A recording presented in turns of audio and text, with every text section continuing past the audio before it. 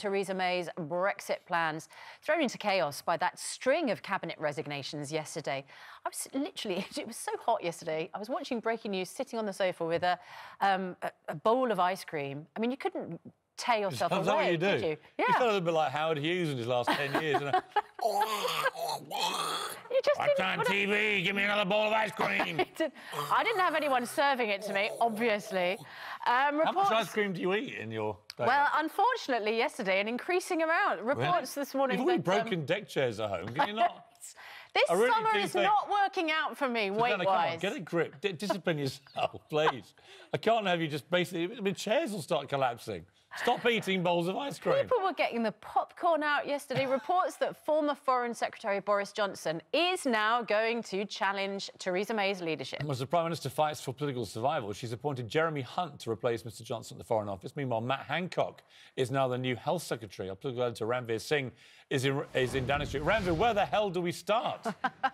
Well, you know, I think that, you know, all eyes are on what Boris Johnson does next. I mean, it's all down to him. The fate of Theresa May really does hang and under what he chooses to do. It came as a shock, his resignation, although many had thought, actually, he's been eyeing up this job for quite a while and perhaps he just spotted an opportunity. Well, last night, there was about 80 hard Brexiteers, the European Research Group, led by Jacob Rees-Mogg, who, in fact, in a YouGov poll, apparently would beat Boris Johnson in a leadership election, by the by, suggests the numbers are important here, the mathematics are important. So 80 of these Tory Brexiteers turned up at this meeting last night. They're all very upset about this Chequers plan, which they believe is too soft. It's not the Brexit that they believe the country wanted. So there needs to be 48 MPs writing letters to the chairman of the backbench MPs to trigger a vote of no confidence. Now, even if they did that,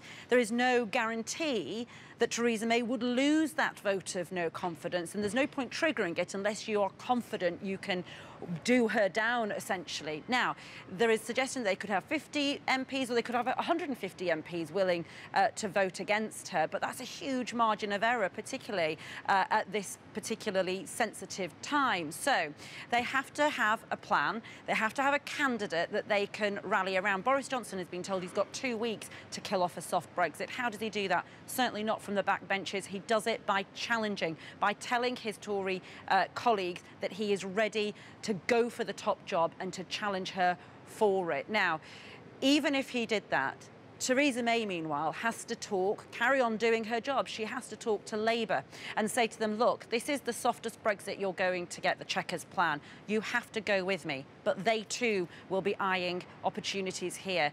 Could we potentially be seeing a runoff in a general election between Jeremy Corbyn and Boris Johnson? It all depends on what Bojo does next. So, yeah, I mean, Ranvir, in all the time you've been down there at Downing Street, Westminster, have you ever known a more feverish kind of moment? Because, I mean, I saw Robert Peston saying we've never really had a time where so many senior members of a cabinet have all gone at the same time. There's, you know, concerns there'll be more today, perhaps. It does feel like dominoes are toppling, and normally that would mean the chief domino goes. But Absolutely. it's not quite as straightforward as that, is it? It's not, and I think that is because, mathematically speaking, number 10 know, potentially, that there is still, even though people don't like the Chequers plan, the suggestion of 60% of the party aren't happy with the Chequers plan. But at this point, does anybody really want a general election or a leadership contest?